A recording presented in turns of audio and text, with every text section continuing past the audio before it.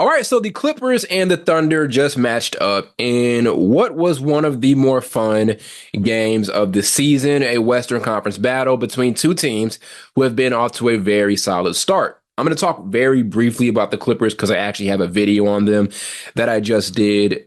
Very good start to the season. They have survived this season primarily due to their defense, but I want to give a massive shout out to Norman Powell. The entire season so far, he has been amazing offensively. He has been their most consistent performer on that end. And there have been some good contributions from other guys like James Harden and Ivica Zubac, but Norman Powell's offense has been spectacular. He has been playing, in my opinion, at an all-star level. If you look at him in this game, gets off to a bit of a rocky first half start. Wasn't horrible, but wasn't amazing.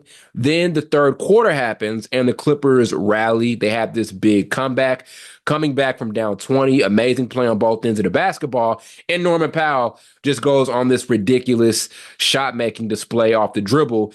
Then it's kind of capped off by this ridiculous fading three-pointer to end the third quarter from the right corner. He ended up fouling out of the game very late, but still an awesome offensive performance from Norman Powell. Once again, as I said, he is playing at an all-star level this season. It seems really crazy to say, but he's been there. He's been amazing with this Clipper squad, really helping them stay afloat in the absence of Kawhi Leonard. Over to the Thunder, because that is what this video is about. Amazing game. This is a game where they're without Chet Holmgren, and obviously they have not gotten to see Isaiah Hartenstein this season so far, so they are at a massive size disadvantage. The Clippers did what they could to get the ball down to Zubac and take advantage of the mismatches and everything, but still, the Thunder played a very good game. One, you have this very signature performance from your top two guys in Jalen Williams and SGA. SGA's shot making was just off the chain the entire night. They did a lot to him to try to slow him down. They would throw like these late double teams at him, either at the top of the key or in the corner, and he still goes crazy. 40 points, 40 plus points in this game on great shooting splits. The three-point shooting, that has been something to see this season, especially in this game. Amazing, does a great job at closing this one out, makes a three-pointer to help close this game out down the stretch. He was so good. Again, just one of the best pure scorers in the entire league, and turning into a three-level scorer where he is a threat from the interior, finishing around the paint, finishing at the rim, also in the mid-range area, which is something that we know he is prolific at, and also from the three-point line, which is something he is continuing to improve upon.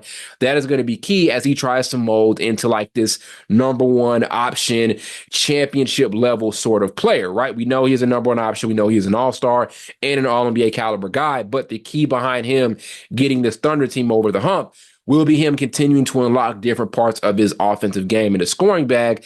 This season, he has added that three-point shooting. He is continuing to get better, and he was amazing from three in this particular game.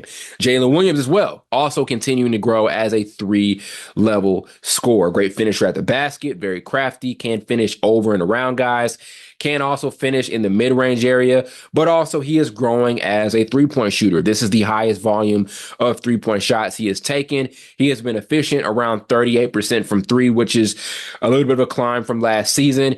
And as I said, just getting it done, really helping to close this game out here for this Thunder team. It has been really cool seeing SGA and Jalen Williams mold into one of the best 1-2 punches in all of basketball. It has been really something to see two really homegrown guys who have developed well year in and year out. Jalen Williams kind of came out of nowhere. There are some pretty high expectations for SGA coming out of Kentucky, but to see them get to this level has been amazing, and their improvement from last season into this season has been noted. Also want to give a ton of credit to one of my favorite non-all-star players in the entire league, and that is Lu Dort. His defense tonight on James Harden was amazing. He gets this amazing stop down the stretch at the last play of the game to seal it for the Thunder, or one of the last plays of the game to seal it for the Thunder. Seeing him become this dual threat player where he's not just an amazing defensive player, but he is also a sniper from downtown, it's been amazing. He has gotten progressively better as a three-point shooter season in and season out. Comes in as an amazing defensive player, a lot of upside on that end, and a lot of great defensive moments and plays. but not really known as a great shooter. Teams would allow him to stay open and allow him to take those 3-point shots. But we've seen him get better from a 3-point per shooting perspective every single season. Last season, efficient from three, he's in the high 30s. And this season, I believe he's sitting like in the 40s from the 3-point line. Now, the question is, how sustainable is that 3-point shooting going to be from this season? We'll see. But no matter what way you look at it, his progression year in and year out as a 3-point shooter has been amazing. He has become one of the best 3-and-D players in the entire league. He is one of the best point of attack defenders in the entire NBA. James Harden knows him very well. He has always done a good job at giving James Harden a bit of a tough time here and there when they match up. And he's also become a legitimate threat as a perimeter shooter, right? And even tonight has some pretty solid shot creating moments. He's one of those guys that can sneak in those moments late in the game where he's making like these difficult shots and looks. Tonight had like a really good mid-range basket late in the fourth quarter to help kind of put this one away for the Thunder. I've loved to see his growth as an offensive player. He's never going to be an all-star level guy, right? On the offensive end, he's never going to be a 20-point per game scorer throughout the entirety of the season. Maybe we never know, but seeing him become this elite dual threat guy where he's not just an amazing defensive player and an amazing stopper, but also a legitimate threat from an offensive standpoint, it has been just great. My fear with him early on, like around 2020, was that he was going to be just this great lockdown defender, but his coach, whoever that is, whether it's Mike Dagnall or whoever came before him, I forgot who was coaching the Thunder before Dagnall got there. But my fear was that he was just going to be this great defensive player where you had to kind of gamble on him offensively late in games because of his inability to shoot. But now he has come in and he is a legitimate threat from the 3-point line off the catch. Just amazing from distance. And like I said, we'll see how sustainable that is going to be for the entirety of the season.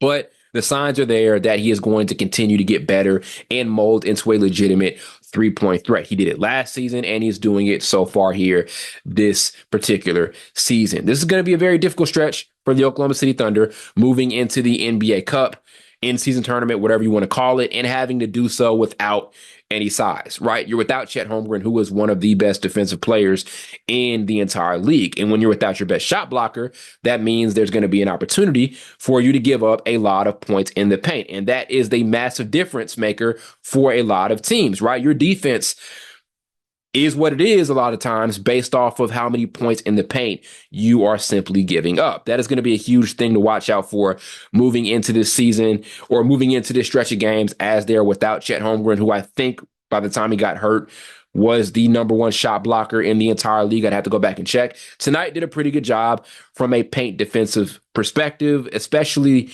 kind of to close one out. Late in the game, in the third quarter, they struggled just a bit. Zubac was able to get a lot of easy looks around the basket, but generally did a solid job when it came to their play in the paint. They actually outscored this Clippers group 52-46 down the stretch in the paint. So again, we'll see how consistent that's going to be as they move on throughout the rest of this stretch of games without Chet Holmgren and Isaiah Hartenstein. But watching that part of the game, watching how they contain the paint and how they contain perimeter guys without having a massive shot blocking presence, it is going to be absolutely huge. They're pretty much going this stretch without having a significant big man in the lineup. They may have some guys here on the bench that can put in here and there, but closing games out wise, they're not going to have a big guy out there. So finding ways to stay competent from a rebounding perspective and also a paint protection perspective is going to be absolutely huge for this team moving into the season. Like, one scary thing about this game, they were out rebounded 48-29, right?